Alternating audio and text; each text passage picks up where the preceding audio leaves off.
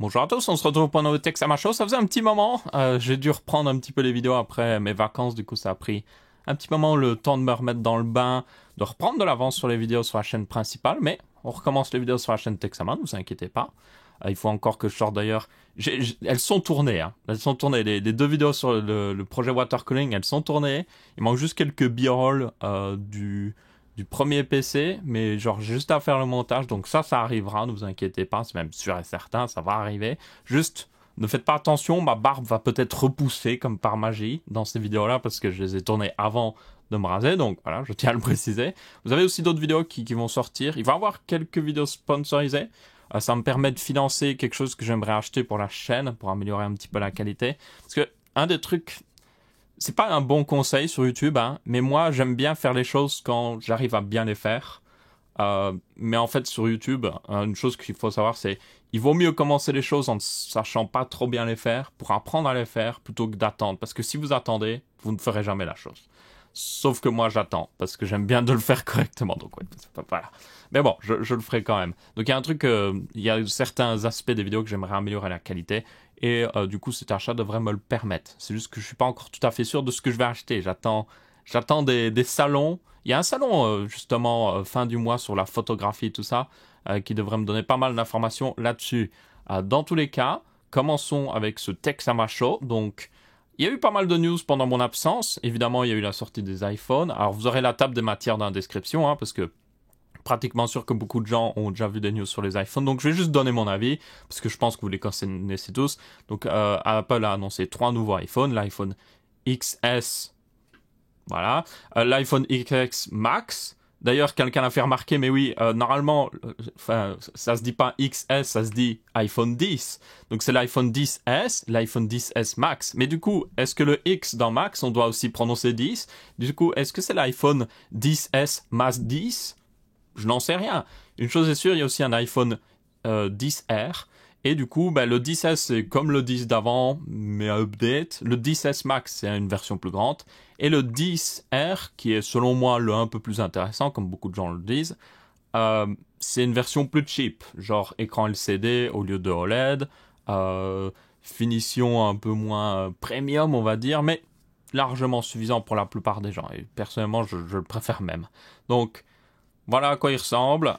Magnifique fond d'écran qui permet de bien cacher la notch, hein, évidemment. Hein. Merci Apple. C'est genre, ils sont fiers de leur notch, mais en même temps ils mettent un fond d'écran qui la dissimule totalement. C'est genre génial. C'est finalement vous n'êtes pas si fiers que ça. Mais bon, dans tous les cas, c'est les derniers iPhones, c'est les plus puissants des iPhones, hein, comme d'habitude dans leur présentation.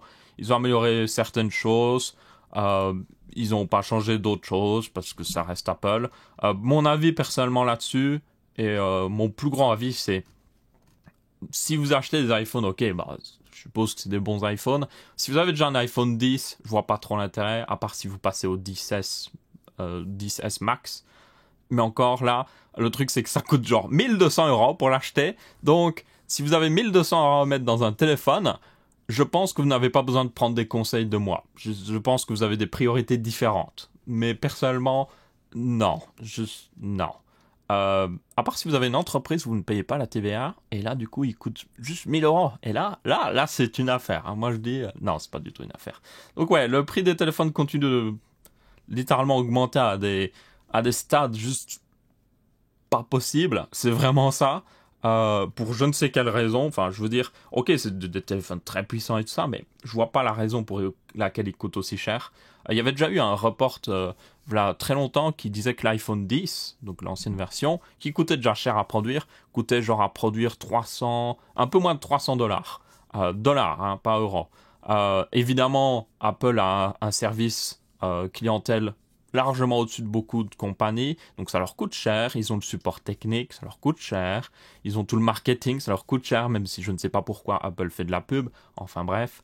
Donc, voilà, mais selon moi, ils ne valent clairement pas ce prix.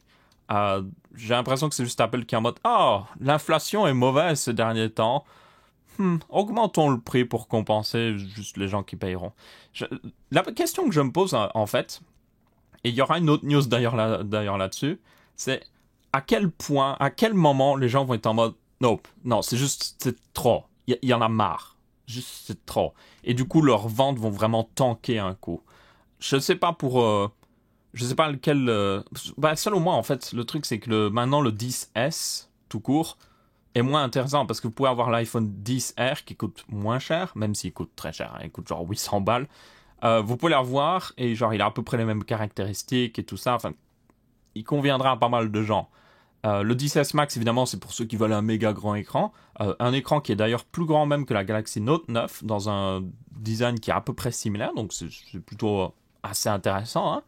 Mais bon, à voir. Donc dans tous les cas, mon avis, c'est que c'est certainement des très bons téléphones, mais c'est juste trop cher. Voilà. Il y a un moment, il y a une limite. Moi, ma limite, pour moi, vraiment, je ne mettrai pas au-dessus de 800 € pour un téléphone. Je sais que par exemple, j'ai un Galaxy S8 Plus, mais moi j'ai payé hors TVA. Donc en fait, il m'a coûté moins cher. Donc, mais je ne mettrai jamais au-dessus de 800 € pour un téléphone. Et je ne mettrai certainement pas vers 800 € tous les ans pour un téléphone. Donc ouais. Mais chacun ses priorités, je suppose. Donc voilà. D'ailleurs, il y avait une petite iFixit qui a fait un teardown. Donc ils l'ont démonté tout simplement pour voir ce qu'il y a à l'intérieur. Donc très honnêtement, enfin, comme je le dis, c'est des téléphones très bien conçus, même si Apple continue de faire en sorte que ce soit un peu plus difficile à réparer que ça ne pourrait l'être. Notamment le fait que les batteries sont totalement collées partout. On met de la colle partout pour que ça tienne et tout ça. Pas un grand fan de tout. Et puis de toute façon, je suis même pas un grand fan des arrières en verre, quoi qu'il arrive. Surtout qu'il y a... Est-ce qu'il y a le chargement sans fil? Parce que là, je le vois comme ça. Oui, il doit avoir le chargement. Oui, là, le pad de chargement sans fil. Dans tout le cas, voilà, pas fan, comme d'habitude, de l'arrière en verre. Même si on n'a pas trop le choix hein, ces derniers temps. Hein. Je veux dire, c'est soit t'as un arrière en verre ou soit t'as pas de téléphone. Quoique, il y a le Pocophone qui a un arrière en plastique. Donc ça, c'est plutôt cool. Personnellement, je trouve. Donc bon. Dans tous les cas, ouais. Très bonne conception, comme vous pouvez voir. C'est propre, c'est Apple. Hein. Et il n'y a pas de jack, malgré qu'à mon avis, ils auraient largement la place de le mettre quelque part. Hein. Mais bon, de toute façon, le jack, on sait tous qu'ils l'ont enlevé pour se faire de l'argent. Hein. Il veut dire, il n'y a pas besoin de se cacher. Ils ont le courage de se faire de l'argent, hein. C'est à peu près tout. Et toutes les autres marques qui ont fait la même chose, c'est exactement la même critique, hein. Y compris Google avec le Pixel. Mais bon, dans tous les cas, ouais, très bien conçu. Mais ils ont quand même les pull tabs. Ok, c'est un truc que vous tirez dessus, ça fait un gros bruit et ça enlève la colle en fait de la batterie. Donc ma foi, c'est un peu plus facile de les réparer. D'ailleurs, ce qui est assez étonnant, c'est que maintenant les iPhones, alors les iPhones n'ont jamais été faciles à réparer, mais maintenant en fait, ils sont plus faciles à réparer même que des fois des Galaxy S8, S9 et Note 9, parce que les Galaxy ont des écrans courbés partout et c'est assez complexe de les ouvrir des fois. Donc ouais, ma foi, une news assez intéressante personnellement. Mais aussi ce guide-là vous sert à le réparer. Donc si vous avez un iPhone 10S et que vous l'avez déjà pété, normalement vous avez pris Apple Care qui va vous faire payer je ne sais combien pour le réparer. Ou alors, vous pouvez avoir une assurance externe qui le répare pour vous, éventuellement. Ou éventuellement vous le réparez par vous-même et iFixit le permet de le faire. Ils ont montré d'ailleurs comment le démonter en entier, comme vous pouvez voir. Ok, on passe à l'autre news. On reste dans les produits extrêmement chers. La sortie des RTX 2080 Ti et 2080, ça fait un petit moment, mais ma foi, au moins j'ai toutes les informations vu que tout a été à peu près testé jusqu'à maintenant. Donc, comme d'habitude, je vous donne la news Video Cards avec tous les tests référencés. Vous en avez plusieurs en français. Vous avez Comptoir Hardware. Comptoir de hardware en français qui l'a testé. Il me semble que les numériques, bon, c'est moins des professionnels à ce niveau-là, mais ils ont quand même une review. Et vous avez aussi Cocotland qui devra avoir une review parce qu'ils ont reçu les cartes, c'est juste qu'ils ont reçu en retard par rapport à tout le monde. Ou sinon vous avez toutes les reviews anglaises. Comme d'habitude, alors Tom Hardware, c'est très le débat là-dessus, mais Tom Hardware, avant la sortie des RTX 2080, a fait une news où littéralement il disait « Ouais, achetez-les ». Juste achetez-les. Sans même avoir de chiffre de performance, ils disaient aux gens de les acheter. Donc, voilà, ils sont un peu compromis ces derniers temps. Donc, personnellement, je prendrai avec un grain de sel tout ce qu'ils montrent, parce que, je veux dire, je suis désolé, mais voilà, ils ont un peu grillé leur réputation. Mais ce qui est bien, c'est qu'ils ont des tests, surtout au niveau température et consommation, qui sont très précis. Donc, je compte les utiliser pour ça. Enfin bref, vous avez plein de sites. J'utiliserai du coup, on va utiliser un petit peu. Donc ça, c'est le comptoir de hardware pour ceux qui seraient intéressés. Mais je vais surtout regarder Tech Power Up parce que je trouve que leurs dossiers sont très complets à chaque fois et ils ont des bons chiffres. Ils testent sur une grande truc. Après, je vous dirais de toujours regarder plusieurs sites de review, parce que des fois, vous avez des surprises. On en verra une après. Donc, RTX 2080 et 2080 Ti. Évidemment, c'était la surprise que Nvidia sorte directement la TI. Par contre, la surprise que tout le monde n'a pas aimé, c'est l'augmentation énorme de prix. Et on en reparlera après. D'un point de vue architecture, c'est plutôt intéressant. C'est vraiment des cartes très intéressantes. Donc, vous avez en gros, maintenant, le retour des Tensor Core qu'ils avaient mis dans des cartes justement professionnelles. Donc les Tensor Core sont des cœurs spéciaux dédiés à l'IA. Ils utilisent notamment ces cœurs-là pour utiliser un nouveau AA, donc anti-aliasing, qui est beaucoup plus performant. Toutefois, il doit être implémenté dans les jeux, donc ça veut dire que maintenant, vous ne pouvez pas jouer avec des vieux jeux avec ce nouveau AA. Donc voilà, c'est un petit peu dommage, mais c'est la réalité des technologies propriétaires. Et puis vous avez la nouveauté des RT Core. Les RT Core, c'est des cœurs spéciaux pour le ray tracing. Le ray tracing, si vous ne savez pas, c'est tout ce qui est au niveau calcul avec énormément de réalisme, parce que ça utilise carrément, littéralement, vous tracez des rayons vraiment pour calculer le moindre reflet de lumière qui pourrait rebondir là, puis arriver à un endroit. Et du coup, ça permet de simuler des effets de lumière et de reflets surtout, très réaliste. Le ray tracing il y a du ray tracing partout.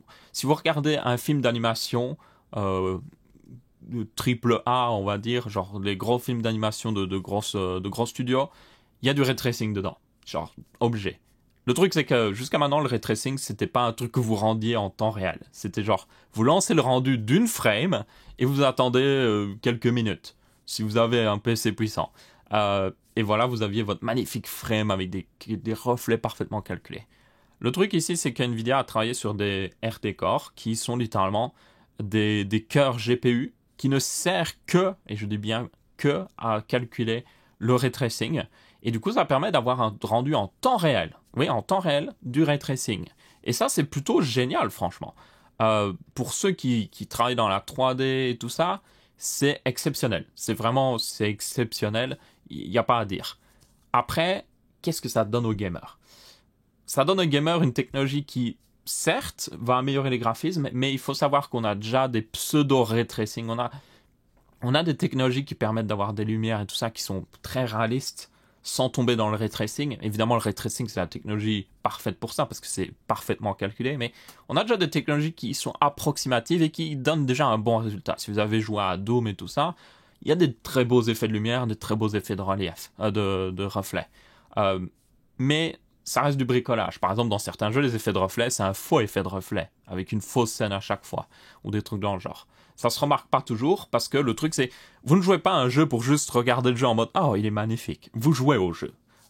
Après, ça dépend aussi le type de jeu, hein, évidemment. Du coup, le ray tracing, selon moi, c'est cool, mais c'est pas le truc qu'on va avoir le plus besoin à l'heure actuelle. Mais clairement, pour le futur, c'est une bonne technologie. C'est ce que fait Nvidia. Ils investissent dans le futur ici. L'un des problèmes, toutefois, c'est que ça doit être implémenté dans le jeu. Donc, voilà. Hein. Donc, si le développeur est en mode « Nope, la flemme, pas de ray tracing pour vous. Du coup, votre magnifique carte graphique, elle fait toujours tourner le jeu, il n'y a aucun problème. Mais une partie ne sert à rien, quoi. Les RT Core. Et on va être très honnête, même les studios de AAA, et même surtout les studios de AAA, ces derniers temps, ils sont un petit peu... ils se tournent un petit peu les pouces. Hein. Le pire, c'était vers 2017-2016, mais ça reste toujours... genre, ils ont déjà du mal à optimiser leurs jeux. Ouais, vous avez des jeux qui sortent sur PC, ils sont mal optimisés. Du coup, est-ce que vous pensez vraiment que ces studios qui n'ont même pas le temps d'optimiser les jeux vont se dire « Oh, on va implémenter cette fonctionnalité-là que seulement 5% des gens ont accès ?» Non, ils ne le feront pas. Donc, dans tous les cas, si vous l'achetez maintenant, ne l'achetez pas pour ça. Selon moi, vous ne l'achetez pas pour ça. Si c'est pour jouer à des jeux avec du ray tracing, c'est pas maintenant que vous allez en avoir beaucoup. Et il n'y a aucune garantie que vous allez en avoir beaucoup non plus. Parce que soyons honnêtes, Physics, c'était la même chose. Quand c'est sorti, c'était en mode « c'est une révolution » et tout ça. Ça n'a pas vraiment pris. Et à la fin, plus personne ne l'a implémenté dans leur jeu. Encore avec le ray tracing, c'est différent parce que c'est vraiment une technologie, comme je dis, qui est pratique pour là-dessus. Mais à voir aussi si Microsoft fait « Hey, dans la nouvelle version de DirectX, on a un nouveau truc de calcul de ray tracing qui ne requiert pas d'avoir des cœurs de ray tracing et qui marche plutôt bien. » Les développeurs seraient plus tentés d'utiliser ça. Donc, on verra bien dans tous les cas. Mais selon moi, c'est quand même une technologie du futur. Donc, si c'est pour l'utiliser maintenant, ne comptez pas trop dessus. Par contre, si vous êtes des professionnels dans le ray tracing, je pense que tous les développeurs qui ont justement des logiciels genre Blender, tout ça, qui utilisent du ray tracing, vont certainement supporter ces RT Core. À voir comment Nvidia les bride avec les drivers professionnels, enfin avec les drivers parce que c'est pas des cartes professionnelles, mais bon. Dans tous les cas, je pense que ce sera plus intéressant pour les professionnels. Donc voilà, c'est basiquement les deux gros changements au niveau de cette nouvelle architecture qui est Turing, pour information. Évidemment aussi, ils ont amélioré le GPU en tant que tel, donc plus performant pour le même nombre de cœurs, meilleure consommation pour un certain niveau de performance. On n'est quand même pas au niveau des améliorations qu'on a vu avec la GTX 980, mais il y a une amélioration quand même. Du coup, maintenant qu'on a vu à quoi ça ressemblait, tout ça, allons voir directement les chiffres de performance. Je veux dire, voilà. Il y a aussi un truc très important, c'est justement la carte en tant que telle, qui a un nouveau refroidissement, qui est beaucoup plus efficace, mais qui reste moins efficace que les refroidissements que vous pouvez avoir chez EVGA, Asus, MSI, tout ça. Mais ça reste mieux. Ok, ça reste mieux. Après, on en parlera après, c'est peut-être pas forcément la meilleure solution à prendre. Allons voir du coup les résumés de performance. Donc, voici, alors, donc ça c'est en Full HD. Si vous achetez une carte comme ça pour jouer en Full HD, non, juste non, ok, ne faites jamais ça. Dans tous les cas, vous voyez qu'elle est beaucoup plus performante que la 1080 Ti. On voit aussi les chiffres de la 2080. Donc la 2080 est légèrement plus puissante qu'une 1080 Ti. Donc ça on s'y attendait. Moi, je m'y attendais. Il y a des gens qui étaient surpris, mais je suis en mode, non, forcément, elle va être légèrement plus puissante. C'était garanti à 100%. C'est basiquement ce que fait Nvidia à chaque nouvelle génération, de toute manière. Un petit peu plus performante qu'une TI. Et puis après, ils sortent une vraie TI qui est beaucoup plus performante. Dans tous les cas, oui. Les gens étaient surpris, mais moi, pas tellement. Elle est plus performante. Bon, elle est peut-être un petit peu moins performante que d'habitude par rapport au changement de génération, mais bon. Dans tous les cas, la 2080 est basiquement un peu plus puissante qu'une 1080 Ti, et la 2080 Ti est beaucoup plus puissante qu'une 1080 Ti. On voit surtout la différence accentuée quand vous augmentez la résolution. Donc là, vous voyez que maintenant, une 1080 Ti n'a que 75% de la puissance d'une 2080 Ti, alors qu'avant c'était 81% Full HD, et si on monte en 4K, ça devient 72%. Donc elles sont vraiment optimisées pour le 4K. Selon moi, c'est même d'ailleurs la 2080 Ti, en tout cas, c'est la première carte graphique que vous pouvez vraiment utiliser pour jouer en 4K 60 fps sans problème. Donc ça, c'est plutôt cool pour ceux justement qui aura des écrans 4K. Maintenant, ça c'était vraiment, ces chiffres-là, c'est vraiment, ils prennent la moyenne de tous les jeux vidéo qu'ils ont testés. Et vous pouvez voir la liste des jeux qui sont testés ici. Vous pouvez voir qu'ils ont une sacrée sélection. Wolfenstein, The Witcher, Strange Brigade, Spellforce Sniper, Rise of the Tomb Raider, Rainbow Prey, Middle-earth, Monster Hunter, Hitman. Vous voyez qu'il y a une sacrée sélection de jeux. Donc, honnêtement, c'est ça que j'aime bien avec Tech Power Up, c'est qu'ils ont une sacrée sélection de jeux et la moyenne donne une mise en avant. Évidemment, d'un jeu à l'autre, ça peut énormément varier. Si vous jouez à des jeux Ubisoft, ils sont souvent optimisés Nvidia, donc il y a de fortes chances qu'ils tournent mieux. Il y a aussi certains jeux qui supportent justement les nouvelles technologies. Genre, il y avait Rise of the Tomb Raider qui a une implémentation pour supporter le ray tracing. Enfin, c'est pas encore totalement... C'est en bêta ou je ne sais quoi, mais c'est mis en place. Ok, donc les performances sont bonnes. Le design a changé, il y a des nouvelles technologies qui pourraient ou pas servir. Du coup, est-ce que ces cartes sont bonnes? Oui, c'est des bonnes cartes. Le seul problème, le petit problème avec ces cartes, c'est le prix. Alors là, ça fait du bien. Non, ça fait pas du bien en fait. Alors déjà, quand ils annoncent les prix, j'en ai marre de ça, je le dis clairement. Nvidia, quand vous dites, je sais plus exactement le prix, mais ils disent genre, oui, alors la Thunder Edition, elle est à 850 €. Mais les cartes normales, elles seront à 750 €. Alors vous êtes en mode, oh, 750 €, ça va encore. Non, jamais vous ne verrez une carte à 750 €. La 2080, le prix d'une 2080 Thunder Edition, c'est 849 €. Vous allez sur LDLC ou même Top Achat, vous regardez une 2080, donc si je remonte là, 2080, hop, la première, elle est à 869 €. What the fuck? Ça coûte moins cher, même la Thunder Edition. Elle est censée être plus chère. Pourquoi? Ça, j'en ai marre. Personnellement, j'en ai marre. Parce que le problème, c'est que certains sites de review, ils sont obligés d'utiliser le premier prix que Nvidia donne pour calculer, vous voyez, les performances par dollar ou par euro. Sauf que c'est totalement faux à chaque fois. Donc ouais, Ne vous faites pas avoir par les graphes de performance par dollar ou euro, parce qu'ils sont faux. Parce que les reviewers ne savaient pas le prix de sortie réel. Et j'en ai marre qu'à chaque fois, les Founder Edition sont limite moins chers que les éditions normales, alors que c'est censé ne pas être le cas. Enfin bref, passer cette petite plainte, oui, elles sont trop chères. Par exemple, une 1080 Ti, vous pouvez en avoir maintenant chez LDLC pour 700 et des euros. Et encore moins cher, même en réalité, il me semble. Si vous allez sur Topachat, par exemple, vous avez des 1080 Ti pour 600 euros. Là, vous avez une gigabyte. Elle est excellente. Il y a même pas, c'est même pas un modèle un peu cheap ou autre chose. Non, c'est une très bonne gigabyte, trois ventilateurs de refroidissement. Elle n'a pas un PCB custom ou autre chose, mais elle est largement suffisante. Et elle coûte 700 euros. Et puis à côté de ça, vous regardez une 2080, même chez Topachat, 869 euros. Donc ça vous coûte plus de 100 euros plus cher pour quelques pourcents de performance en plus. Donc selon moi, la 2080, si vous ne pouvez pas l'avoir au même prix qu'une 1080 Ti, ne l'achetez juste pas. Ça ne vaut pas la peine. Même si vous voulez pour le ray tracing, le truc c'est qu'elle est moins puissante qu'une 1080 Ti, même pour le ray tracing aussi. Du coup, ça ne vaut juste pas la peine en fait, selon moi. Donc voilà, celle-là vous pouvez littéralement l'ignorer selon moi. À moins qu'elle descende de prix, qu'elle se met au même prix, là, vous pouvez commencer à la regarder, mais en attendant, non. À part c'est le coût de genre 30 euros plus cher, ok, là, vous pouvez la prendre. C'est quand même beaucoup plus récent, elle est plus performante, elle a une architecture plus moderne, elle pourra être plus future-proof. Mais en attendant, non. C'est à ce prix-là, non merci. Ensuite, la 2080 Ti, le prix Nvidia, évidemment, 1259 euros. What? C'est pas le prix d'une Titan normalement. C'est peut-être pour ça que Jace Toussaint croyait que les 1080 Ti maintenant c'était des Titans, mais au final pas vraiment. Une 2080 Ti chez Topachat, 1259 euros. Donc encore une fois, what the fuck? Pourquoi la Founder Edition est au même prix que les éditions normales? Ou plutôt pourquoi les éditions normales sont au même prix que la Founder Edition? Enfin bref. Donc c'est cher. C'est très cher.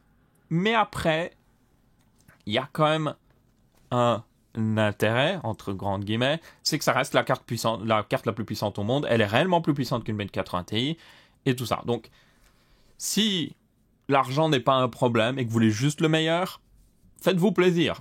Franchement, faites-vous plaisir. Il n'y a aucun problème là-dessus. Maintenant, si vous êtes en mode, je veux quelque chose d'extrêmement puissant, mais je veux pas non plus tomber dans l'exagération, prenez une 1080 Ti. Juste prenez une 1080 Ti, il n'y a pas à discuter 3 ans là-dessus. Vous aurez des meilleures performances pour un meilleur prix.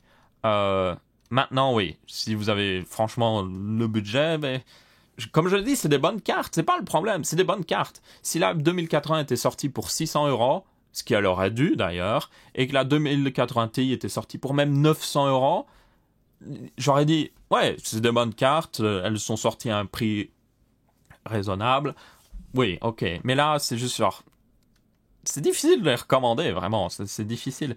À part si vraiment vous tombez dans les cas de, vous avez énormément besoin de puissance. Peut-être vous avez un écran 4K 60 FPS, enfin 4K, il est forcément 60 FPS. Donc si vous avez un écran 4K, faites-vous plaisir. C'est ça, il n'y a pas à discuter. Si vous avez un écran 1440p au taux de rafraîchissement, ok, allez-y aussi. Mais sinon, non, je vois pas l'intérêt. Surtout si vous avez un écran Full HD, juste pitié. Même une 1080 Ti en Full HD, c'est de l'overkill. Donc, par pitié, ne faites pas ça. Dans tous les cas, voilà. Le résumé, c'est vraiment ça. C'est des bonnes cartes avec des technologies futuristes qui ne seront pas forcément utiles tout de suite, mais qui devraient prendre, surtout, selon moi, le ray tracing. C'est quelque chose qui est très utilisé dans le milieu professionnel. Donc, je ne vois pas pourquoi ça ne prendrait pas, justement. La comparaison, par exemple, à physique, c'est que physique, ça pouvait être fait par le processeur. Peut-être pas aussi bien, mais suffisamment bien pour que ça ne dérange pas les gens. Donc, c'est pour ça que ça n'a pas trop pris. Ici, le ray tracing est vraiment une technologie qui est très utilisée, quoi qu'il arrive, dans le milieu professionnel. Donc, elle va forcément tomber dans le milieu du consommateur général. Parce que c'est toujours comme ça. Si quelque chose est très utilisé dans le milieu professionnel, une fois que ça devient accessible pour le milieu normal, amateur et les gens normaux, on va dire, no problemo, ça finira par prendre. Mais ça va prendre des années. C'est la première génération. La première génération, ça vaut jamais vraiment la peine de prendre la première génération d'un produit ou d'une nouvelle technologie. Donc, d'ici une ou deux générations, ça deviendra plus intéressant. Mais pour le moment, si vous le prenez juste pour ça, je vous dirais non. Attendez, ça ne vaut pas forcément la peine. Mais bon, voilà. Les 2080 Ti, les 2080. Il y avait aussi quelques chiffres intéressants selon moi, au niveau de la... Alors, l'overclocking aussi, c'est un débat assez important. Bon, déjà, vous avez, il faut le savoir, où est-ce qu'elle était cette news? Bon, je sais plus où je l'ai mis, mais basiquement, les 2080 et 2080 Ti s'overclock très bien, mais elles sont totalement limitées par le fait que Nvidia a mis une limite de consommation électrique dans la carte. Donc, si vous regardez tous les tests de cartes graphiques de 2080 et 2080 Ti, peu importe le modèle, même si c'est un modèle ultra avec un PCB custom avec je ne sais combien de phases d'alimentation, elle consommera à peu près la même chose en full charge voyez là, par exemple ici, une TI Strix Edition, et j'avais aussi des chiffres d'overclocking, il me semble. Bon, on peut les trouver justement ici. Donc ça, c'est le modèle Thunder Edition. Et si vous regardez même dans le tableau de résumé, elles sont à peu près toutes à la même fréquence. 2100 MHz, 2085, 2115. Vous voyez, c'est basiquement la même chose.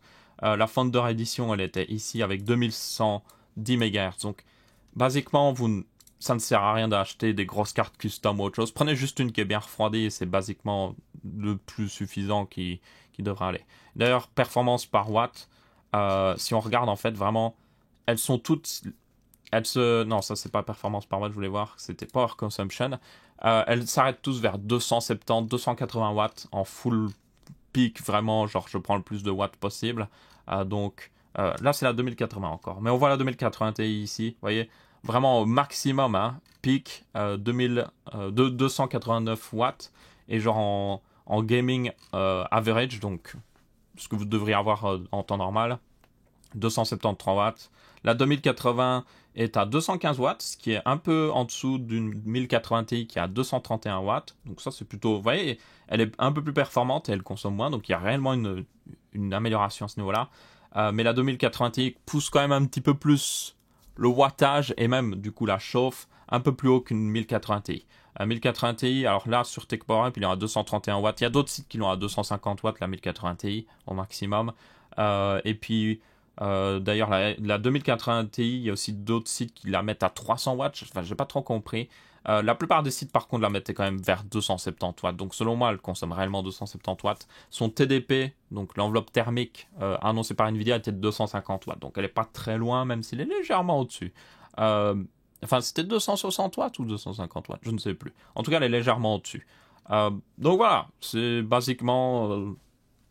il n'y a rien d'autre à dire. Elles sont plus performantes, mais elles sont beaucoup plus chères. Et je ne sais pas si ça vaut la peine pour beaucoup de gens. Ah aussi, il y avait une petite news, voilà, j'ai retrouvé ça.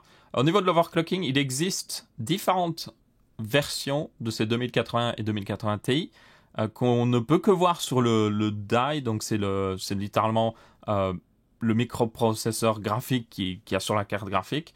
Donc vous voyez là, c'est vraiment, là c'est le GPU en tant que tel, c'est le vrai GPU. Et si vous regardez dans le nom, s'il y a un A après le 300, ça veut dire que c'est un modèle, ou plutôt une version du GPU qui est fait pour l'overclocking. Mais c'est aussi le modèle qui s'arrête à 2100 MHz parce qu'il est limité par, comme j'ai dit, les tâches d'alimentation de...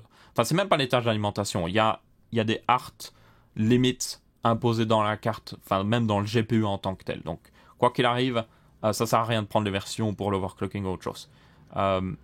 Et du coup, oui, il y a une version un peu plus faite pour l'overclocking. Il y a aussi une version où, vous voyez, il manque une puce mémoire, même dans la 2080 Ti. Du coup, selon le chiffre ici, apparemment, ça définit quelle puce est manquante. Donc, voilà, une petite différence. Bon, c'est pas, ça, on s'en fiche un petit peu.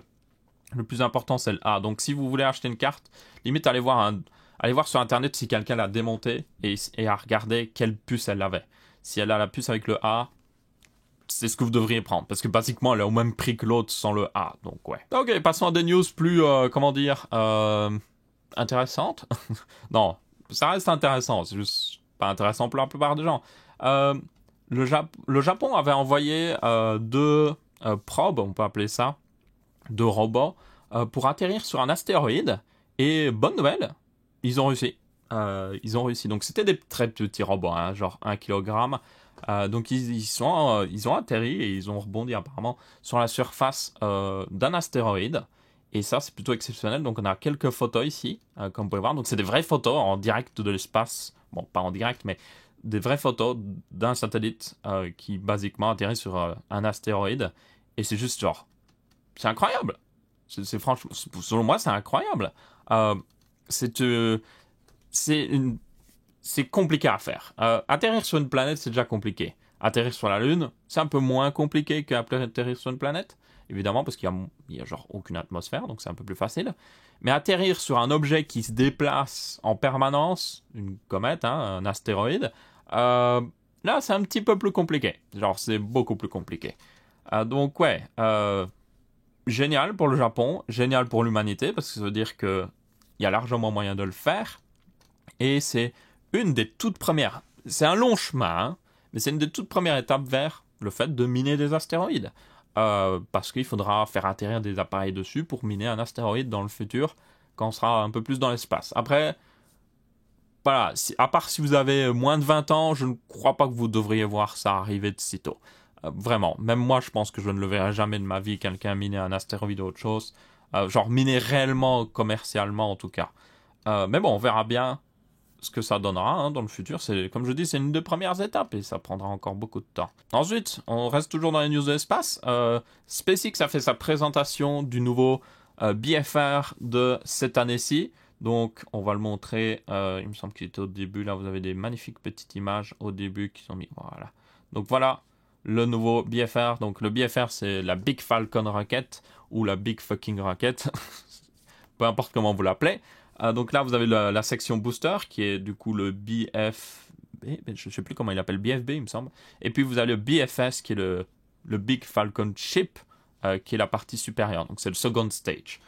Donc, basiquement, ils ont augmenté la hauteur. Maintenant, elle fait 118 mètres de haut. Ils ont énormément surtout changé le BFS, comme vous pouvez voir. Maintenant qu'il y a 3 petites ailes. Alors en réalité, il y a que 2 ailes ici, puis 2 petites ailes à l'avant. Et ça, c'est juste un pied. Pour information. Et du coup, même largeur, donc c'était 8 mètres si je me souviens bien, ou 9 mètres, je ne sais même plus, qui est un petit peu le maximum, pour information, c'est un peu le maximum de pas mal de chaînes de production de fusées jusqu'à maintenant. Le maximum qu'on avait vraiment, c'était la Saturn V qui faisait 10 mètres de large, en tout cas aux États-Unis, hein, je tiens à le préciser. Donc il y a beaucoup d'outils qui existent encore, qui peuvent supporter des trucs jusqu'à, en tout cas 10 mètres de large. Donc c'est peut-être pour ça un petit peu qu'ils se sont mis dans cette range-là, parce qu'ils savaient que c'est possible. Il y a des gens qui l'ont fait dans les années 60, donc c'est possible de le faire maintenant. Bien qu'ils ont toujours des plans d'en faire une version plus grande plus tard. Hein. Le premier BFR qui s'appelait ITS, pour Interstellar... non, c'était pas Interplanet Transport System, je vous rappelle, faisait 12 mètres de large. Oui, il me semble 12 mètres de large. Donc là, voilà à quoi ressemble le nouveau BFS. Plusieurs trucs intéressants. Donc les ailes peuvent se bouger. Ils ont même montré une vidéo où ils montrent une séquence d'atterrissage où littéralement, il faut que je la retrouve, mais en gros le BFS atterrit, ou plutôt se laisse tomber vers le sol comme un peu... vous voyez les gens qui ont des wingsuits, genre ils ont juste des petits trucs en dessous, ils se lancent à des hauteurs folles et en fait ils se laissent planer, ils tombent quand même très vite, mais ils planent plus ou moins dans leur wingsuit.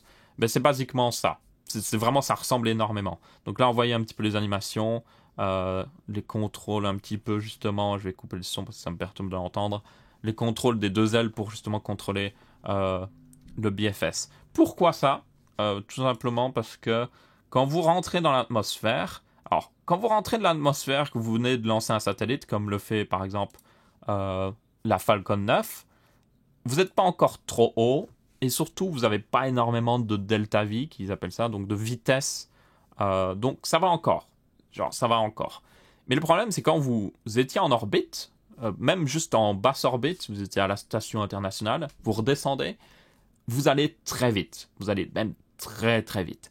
Du coup, pour rentrer dans l'atmosphère, c'est pas juste genre, oh, vous vous laissez tomber. Non, ça ne marche pas comme ça. Le problème, c'est que vous devez freiner l'entièreté de votre vitesse, ou alors vous allez vous désintégrer dans l'atmosphère, ce qui est génial. Donc vous devez freiner toute votre vitesse, et puis après là, vous pouvez limite vous laisser tomber avec des parachutes, par exemple, avec les petites capsules, les capsules Soyuz et tout ça, c'est comme ça qu'elles redescendent. Elles elles descendent dans l'atmosphère, freinent toute leur vitesse et puis après parachute. Donc il faut freiner cette vitesse-là.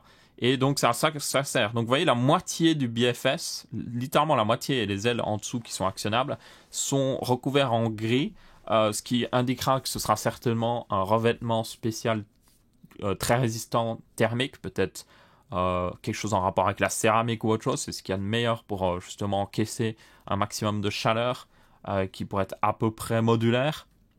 Donc il y en a sur toute la moitié parce qu'en fait c'est cette moitié-là qui va être face à l'atmosphère et qui va prendre littéralement toute la vitesse que le vaisseau avait va se transformer en chaleur.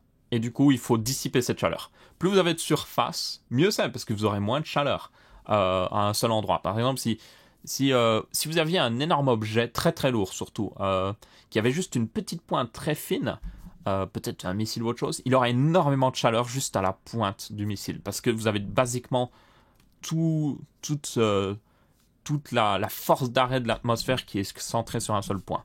Là, grâce à ça, grâce aux ailes, déjà les ailes offrent plus de surface, ça va réduire un petit peu la chaleur maximum qu'il y aura sur le vaisseau. En plus, comme le vaisseau est grand, ça augmente encore plus ça. Donc, basiquement, en fait, vous pouvez, si vous avez un poids par rapport à la surface de réentrée si votre poids est moins important par rapport à votre surface de réentrée que d'autres, même des choses qui existent maintenant. Le Soyuz, par exemple, je sais pas le poids du Soyuz exactement et sa surface de réentrée, mais par exemple, si vous avez un meilleur ratio surface de réentrée poids que le Soyuz, basiquement, vous aurez une chaleur moins importante. À part, évidemment, si vous avez encore plus de vitesse, hein, évidemment. Donc, c'est ça qui est vraiment intéressant. C'était un peu obligé qu'ils fassent ça. Ils avaient essayé de pas faire d'ailes justement sur le BFS jusqu'à maintenant. Hein. Je vous rappelle, les premières versions n'avaient pas du tout d'ailes. Ils avaient juste des petits trucs qui étaient un peu des Delta Wing. Mais finalement, non. Ils vont utiliser des vraies ailes actionnables. Ça, c'est aussi une technologie que je me demande comment ils vont faire pour actionner des ailes aussi grandes. Hein. C'est des ailes qui feront plusieurs tonnes. Hein. Vous voyez, ça, c'est un être humain là. Hein. Donc ouais, ça va être un petit peu compliqué de voir comment ils vont les actionner ou autre chose, mais on verra bien. Et du coup, mais alors, ils ont réduit un petit peu la capacité aussi. Donc maintenant, le BFR en entier peut transporter jusqu'à 100 tonnes en basse orbite avec full réutilisation. Hein. Donc, s'ils sacrifiaient la fusée, ce qu'ils ne ferait jamais parce qu'elle va coûter cher, ils pourraient certainement transporter beaucoup, beaucoup plus. Mais voilà, ils sont mis à 100 tonnes, ce qui est déjà pas mal. Avant, c'était 150 dans la version 2017 pour information. Et l'ITS, il me semble, c'était genre 300 tonnes, je ne sais même plus combien c'était. C'était assez abusé. Aussi, pour la Lune et tout ça, comme ils vont faire de refueling, donc ils vont remettre du carburant dans la fusée, ils pourront aussi transporter 100 tonnes. Même chose avec Mars, c'est juste que, par exemple, pour Mars, il me semble qu'ils devront le refuel 5 fois. Enfin, il faudra lancer 5 autres BFR pour refuel à fond. Donc, ça fait beaucoup, hein, mais c'est basiquement ce qu'il faudra. Aussi, un autre truc que je me pose, c'est comment ils vont le refuel maintenant. Parce qu'ils avaient montré avant le BFS de 2017, ils se mettaient genre dos à dos et genre ils transfèrent leur carburant. Mais là, il y a un petit peu des ailes dans le chemin et des pieds d'atterrissage. Donc je suis en mode, comment ils vont faire pour basiquement transférer tout ça? Bon, après, la version tanker, donc la version transport de carburant, aura basiquement du transport de carburant aussi à l'avant. Donc peut-être qu'ils pourraient juste le mettre genre en mode assez sexuel, on va dire, le cul et la tête de l'autre en face l'un de l'autre, mais bon, on verra. Moi, je me posais un peu cette question. Il y avait aussi une autre question assez intéressante, c'est que, basiquement, on l'a vu, non, c'est pas ici, le changement au niveau des moteurs, donc là, on voit, par exemple, à gauche, vous voyez, ça, c'est à taille réelle. Comme ça, vous avez des gens à côté, vous pouvez voir un peu à quoi ça ressemble. Donc, il y a 9 moteurs, si je me souviens bien. 1, 2, 3, 4, 5, 6, 7... Non, 7 moteurs qui sont tous les mêmes. Ce qui est assez particulier. Si vous avez déjà vu justement les anciens designs, avant, en fait, c'est qu'ils avaient un moteur comme celui-là designé dans l'atmosphère, surtout designé pour avoir le meilleur rendement, la meilleure poussée au niveau de la mer. Et puis vous aviez d'autres moteurs avec des trucs beaucoup plus larges. Pourquoi? Parce que quand vous êtes dans l'espace, il n'y a pas d'atmosphère. Donc, il n'y a pas une atmosphère qui fait de la pression sur ce qui sort de votre fusée pour vraiment le concentrer. Du coup, pour, on va dire, s'appuyer littéralement sur ce que vous allez... C'est ce que fait une fusée. Une fusée, elle s'appuie littéralement sur ce qu'elle envoie derrière elle. C'est vraiment ça. Donc pour justement mieux s'appuyer dans l'espace, parce qu'il n'y a pas d'atmosphère, vous faites un truc plus large bien souvent, et qui fait qui fait un truc beaucoup plus large. Du coup là, c'est assez étonnant parce qu'ils n'en ont pas. Mais justement, ils ont répondu là-dessus, et apparemment pour le moment, ça suffit. Donc ils n'en ont pas besoin d'optimiser pour le vacuum, comme ils appellent, pour le vide de l'espace. Donc ils vont utiliser des modèles classiques, et bah, ça devrait suffire pour le moment, apparemment. On verra bien. Donc en attendant, ils ont même du cargo. Ça, c'est du cargo à côté, du cargo non pressurisé. Donc c'est juste genre, si vous mettez des trucs qui peuvent être dans le vide de l'espace, c'est pas grave quoi. Ben, vous les mettez là-dedans, en gros, basiquement. Peut-être qu'ils font quand même des caisses pressurisées. C'est quand même assez grand, donc à mon avis, ils pourraient quand même le pressuriser. Mais bon, c'est du stockage en plus, notamment. C'est assez intelligent au final, parce que ça veut dire que quand le BFS est posé au sol, vous pouvez accéder à ce cargo, parce qu'il est en dessous. Donc ça peut être pratique par exemple si vous allez sur la Lune, vous êtes en mode il faut sortir les panneaux solaires, allez hop, on sort la boîte. C'est à peu près ça. Sinon ouais, c'est à peu près tout. Du coup le projet, je vous rappelle, c'est du coup comme l'indique le titre, c'est le premier passager privé qui va aller sur la Lune, et voilà la mission globalement. Ils décollent de la Floride, visiblement, font le tour de la Terre, pouf, part vers la Lune, font un petit tour de la Lune et reviennent jusqu'à la Terre. Ça va prendre 3-4 jours, je crois. Et basiquement, la personne qui paye pour ça, c'est un célèbre... je ne sais plus son nom exactement, je suis désolé. C'est un célèbre entrepreneur japonais. Il fait un peu de tout, hein. Franchement, il fait de tout, hein. Donc, je ne sais même plus ce qu'il fait. Mais il fait de tout. C'est un entrepreneur japonais qui est milliardaire, hein. Il me semble que j'avais regardé son net worth, donc sa valeur, on va dire, est de genre 3 milliards, 4 milliards, je ne sais plus. Donc, il a quand même pas mal d'argent. Donc, il y avait pas mal, d'ailleurs, c'était énervant, mais il y avait une session de questions-réponses à la fin. La plupart des journalistes demandaient juste, genre, combien le célèbre, justement, japonais allait payer pour la mission. Et c'était juste énervant, parce que c'était pas des questions intéressantes. Enfin, vous lui posez une fois la question, il évite la question, évidemment, parce qu'il va pas le dire. Mais ils continuent de la poser, tu vois. Genre, ils sont en mode, on va le trick, là, on va poser la question différemment. Non, ça ne marche pas, arrêtez. Donc, dans tous les cas, c'était assez énervant, ça. Et d'ailleurs, quand c'est Everyday Astronaut qui a posé la question sur justement les moteurs à l'arrière, et vous verriez la tête d'Elon Musk, allez revoir le stream, vous avez Elon Musk vraiment qui est en mode, une question intéressante, enfin. C'est vraiment ça. Et du coup, ce qui est bien avec cette mission, enfin qui est assez inspirant selon moi, c'est que c'est la campagne Dear Moon, et il va emmener au minimum 6 artistes avec lui, donc ce milliardaire japonais. Donc 6 artistes, un musicien, un peintre, voilà, 6 artistes différents qu'il va sélectionner lui-même, peut-être des amis, peut-être des gens qu'il aime vraiment bien, et ils vont partir autour de la Lune. Et comme ça, après, en fait, ils vont chacun faire des œuvres dans leur domaine qui s'inspirent justement de leur voyage. Et ça, je trouve ça vraiment, c'est assez exceptionnel. Il y a des gens qui spéculaient, et même moi j'ai spéculé là-dessus, un petit peu un Charlie et la chocolaterie avec des tickets dorés, genre vous achetez un certain produit du mec, et vous avez des tickets dorés littéralement qui vous permettent d'aller sur le vaisseau, mais non, ils n'ont pas fait ça. Donc ouais, assez intéressant. Il y avait une news comme ça qui est sortie un peu après, que apparemment ce serait préférable qu'ils aient des vrais astronautes avec eux. Donc ils auraient peut-être jusqu'à 2 astronautes professionnels avec eux pour régler tous les problèmes en cas de problème. Même si basiquement, s'il y a des problèmes, c'est la station au sol qui s'en occuperait, hein, en réalité. Mais bon, ça fait toujours bien d'avoir quelqu'un qui s'y connaît.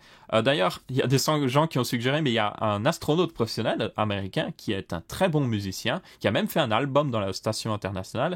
Et il y a plein de gens qui ont dit, hey, ça devrait être lui. Genre, il remplit les 2 rôles en même temps. Donc ouais. Je pense aussi que ça devrait être lui en partie. En tout cas, s'ils ont besoin de 2 astronautes, ils devraient prendre lui au moins, parce que déjà, il a dit qu'il était chaud de le faire, il me semble. Et en plus, il est parfait pour le truc. Donc ouais, intéressant. La mission est prévue normalement, et ce n'est pas une date fixe, évidemment. D'ailleurs, il y a des journalistes qui disaient que c'était la date ciblée ou autre chose. Je sais plus le terme en français, mais vous savez la date finale, vous voyez la date où vous devez rendre un projet ou autre chose, la deadline, moi que j'appelle ça en anglais. C'est pas une deadline là. Les journalistes disaient deadline, mais c'est pas une deadline. Il y a personne qui les oblige à finir pour cette date-là. Et c'est 2023. Il y a personne qui les oblige.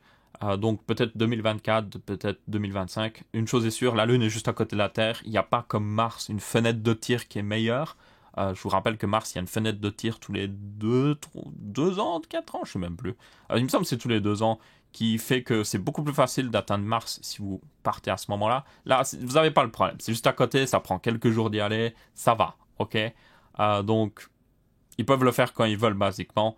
Donc, ils le feront quand ils auront bien testé la fusée, parce que je vous rappelle, ils envoient un milliardaire déjà, ils envoient 6 artistes, on ne sait pas c'est qui, mais imaginez si c'est 6 gros artistes très importants, si le truc explose, ça ferait mal, vous voyez. Bon, déjà, on aurait 6 albums, enfin pas 6 albums, mais 6 œuvres commémoratives d'artistes en même temps qui sortiraient, ce qui fait un peu beaucoup quand même, hein, je veux dire, voilà.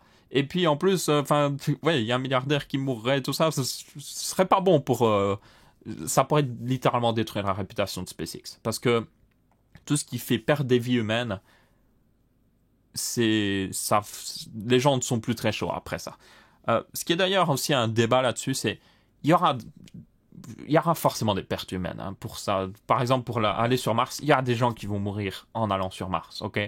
Et il y a un débat là-dessus, c'est que le problème, c'est que par exemple, le gouvernement américain dit qu'il y a une personne qui meurt, c'est fini, non, on arrête, c'est trop dangereux. Et ça va être un vrai problème avec Mars, parce qu'il y aura forcément des gens qui vont mourir. Donc ouais, c'est un débat là-dessus aussi, mais bon. Et enfin, une petite news en mode marrant. Vous savez, Solar Roadway, qui est en mode fucking Solar Roadway, ou je ne sais quoi, la pub. Vous savez, ces gars-là qui ont fait basiquement des routes solaires, donc c'est des routes avec des panneaux solaires. Vous avez même ça c'est un truc de test qui avait été fait en France, si vous vous souvenez. Donc ouais, ça a été fait à, comment ça s'appelle? C'était à Tourouve-au-Perche en France. J'aimerais bien entendre un anglais dire Tourouve-au-Perche d'ailleurs. Qui avait une production maximum de 420 kWh.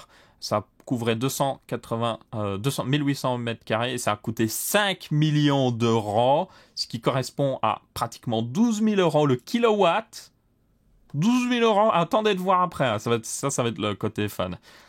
Du coup, elle devait produire normalement 800 kW, mais elle n'en a produit que 409 kW par jour, ce qui a fait 150 000 kW par an.